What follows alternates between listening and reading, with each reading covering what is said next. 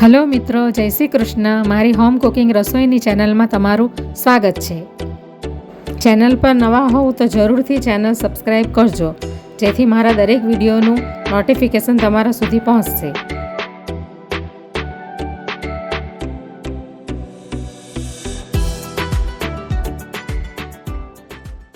તો આજે હું ચૂરમાના લાડુની રેસીપી શેર કરવાની છું.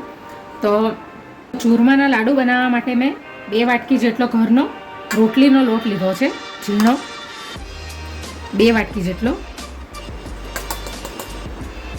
ખાસ કરીને ચૂરમાના લાડુ કરકરા લોટથી બનાવવામાં આવે છે. તો મારી પાસે હમણાં કરકરો લોટ નથી, તો એના માટે હું કરકરા લોટની જગ્યા પર હું આ રવો લેઉં છું 1 વાટકી.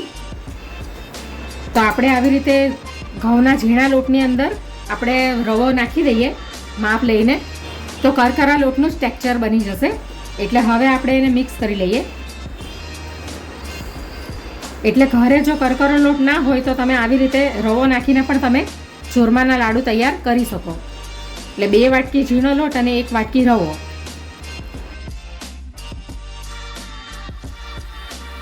ચાર ચમચી જેટલું આપણે એની અંદર ઘીનું મોણ નાખીશું.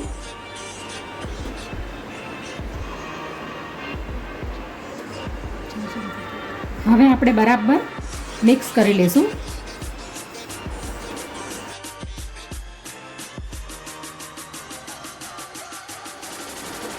આ રીતે આપણે મુઠ્ઠી વાળીશું. તો હવે મોણ આપણે બરાબર લઈ લીધું છે એમાં, અને ઘઉંના ઝીણા લોટની અંદર રવો નાખવાથી એનું ટેક્સચર જો તમે દાણેદાર થઈ ગયું છે. જેવી રીતે આપણે ઘઉંના જાડા લોટનો ઉપયોગ કરતા હોઈએ એ ટાઈપનું એનું ટેક્સચર થઈ ગયું છે. તમે જોઈ શકો છો કરકરું. હવે આપણે એની અંદર થોડું થોડું પાણી નાખતા જઈશું અને એનો કડક ડો તૈયાર કરી લેશું.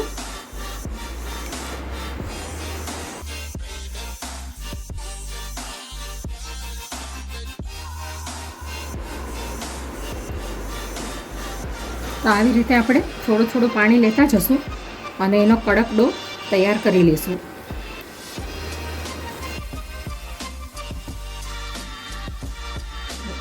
આ આપણે મુઠિયાની તૈયારી કરીએ છીએ. તો ડો રેડી થઈ ગયો છે.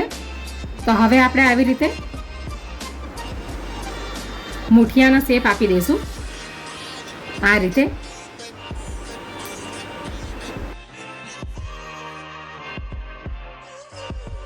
તો આવી રીતે આપણે બધા મુઠિયાને વાળી લઈશું. હવે આપણે એને ફ્રાય કરી લઈએ. હવે આપણે મુઠિયાને ફ્રાય કરવા માટે ગેસ ઉપર કઢાઈ મૂકી દીધી છે અને એની અંદર મેં આ તેલ ગરમ કરવા માટે મૂક્યું હતું.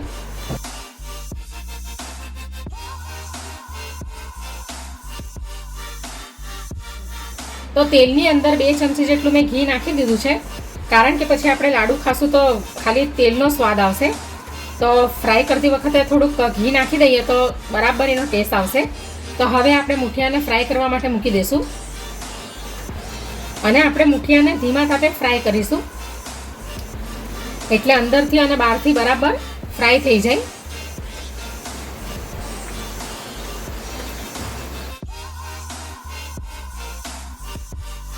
હવે આપણે એને ધીમા તાપે ફ્રાય કરી લઈશું. હવે આપણે એને બીજી સાઈડે પલટાવી દઈશું.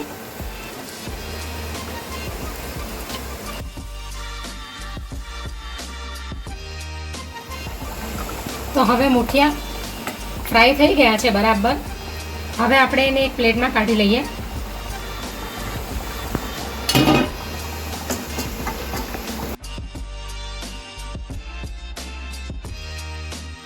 આવી જ રીતે આપણે બધા મુઠિયાને ફ્રાય કરી લઈશું.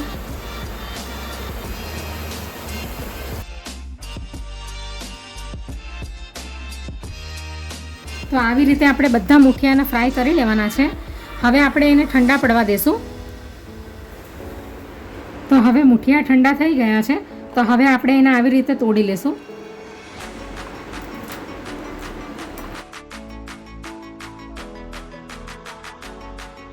તમે જોઈ શકો છો કે રવો નાખવાથી પણ આવી રીતે દાણેદાર એનું ટેક્સચર આવ્યું છે.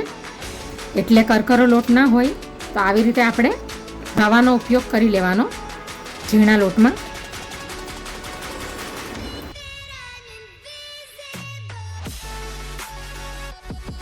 તો હવે આપણે બધા મુઠિયાને આખા ભાગા તોડી લીધા છે આ ટાઈપના. હવે આપણે એને મિક્સીમાં પીસી લેશું. આવી રીતે આપણે મુઠિયાને તોડી લઈએ ને આવી રીતે, તો મિક્સીમાં પછી એકદમ સહેલાઈથી આપણે એને ગ્રાઇન્ડ કરી શકીએ અને ચાળવાની પણ પછી જરૂર નથી રહેતી. તો આવી રીતે આપણે થોડું થોડું લઈને મિક્સીમાં એને ગ્રાઇન્ડ કરી લેશું.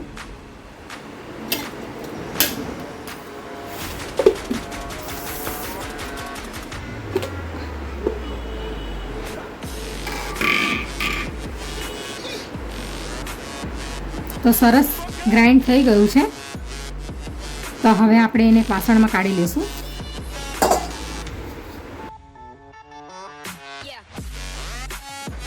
આવી જ રીતે આપણે બધા મુઠિયાને પીસી લેશું.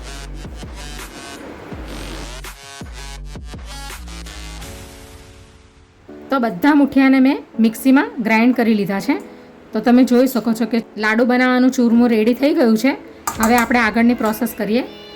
હવે આપણે કઢાઈની અંદર 1 ચમચી ઘી નાખીશું. કાજુ અને બદામના ટુકડાને આપણે ફ્રાય કરી લઈશું.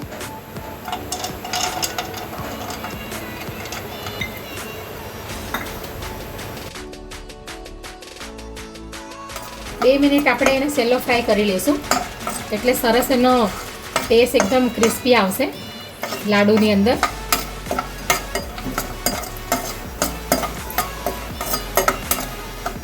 તો હવે કાજુ અને બદામના ટુકડા સેલો ફ્રાય થઈ ગયા છે. તો હવે આપણે એને એક ડીશમાં કાઢી લેશું.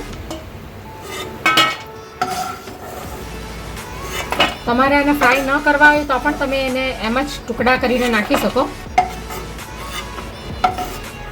હવે જે આપણે લોટની વાટકી લીધી હતી એ 1 વાટકી ભરીને આપણે અંદર ઘી નાખીશું.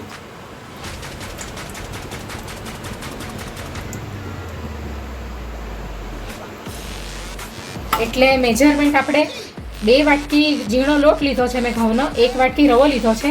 તો એના કમ્પેરમાં 1 વાટકી જેટલું આપણે ઘી લેશું. અને ગોળ આપણે 1 થી 1.5 વાટકી આપણે ગોળ લેવાનો છે. પણ તમારે મીઠું તમને કેટલું જોઈએ છે એ પ્રમાણે તમારે ઓછો વધારે ગોળ તમે કરી શકો. તો હવે આપણે ઘી ગરમ થઈ ગયું છે. તો હવે આપણે અંદર ગોળનો પાયો કરીશું.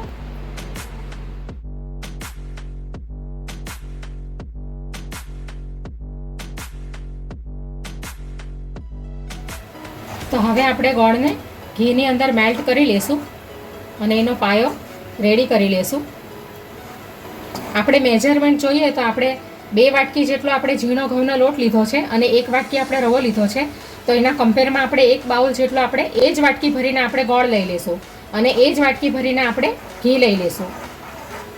એટલે 2 વાટકી ઘઉંનો ઝીણો લોટ, 1 વાટકી રવો, 1 વાટકી ઘી અને 1 વાટકી ગોળ, આ એનું મેજરમેન્ટ છે.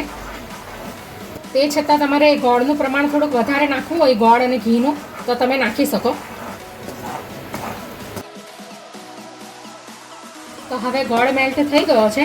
તો હવે આપણે ગેસને બંધ કરી દઈશું. આ રીતનો આપણે પાયો કરવાનો છે. હવે આપણે એની અંદર આ ફ્રાય કરેલા કાજુ બદામ નાખી દઈશું. આ કટ કરેલા પિસ્તા નાખી દઈશું. હવે આ એલચી અને જાયફળનો ભૂક્કો નાખી દઈશું. 3 એલચી લઈ લીધી છે મેં. હવે આપણે આ સૂકી દ્રાક્ષ નાખીશું અને 1 ચમચી જેટલી આપણે ખસખસ નાખીશું અંદર. હવે આપણે જે ગોળનો પાયો રેડી કર્યો છે એ આપણે અંદર નાખી દઈશું.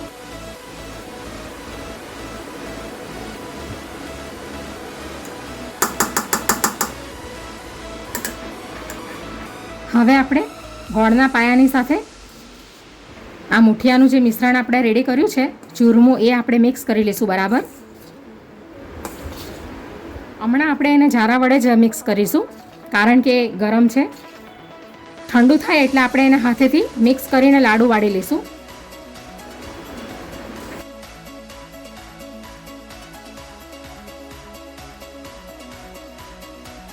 હવે મિશ્રણ ઠંડુ થઈ ગયું છે. તો હવે આપણે એના લાડુ આવી રીતે સાચામાં નાખશું. તો આવી રીતે આપણે બધા લાડુને સાચામાં નાખીને એને શેપ આપી દઈશું.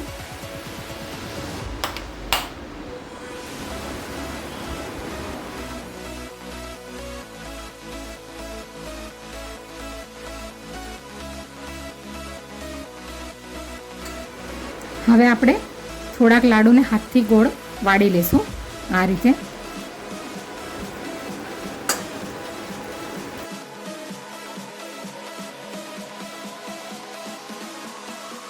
તો તૈયાર છે ચૂરમાના લાડુ, એકદમ હેલ્ધી અને એકદમ સુપર ટેસ્ટી.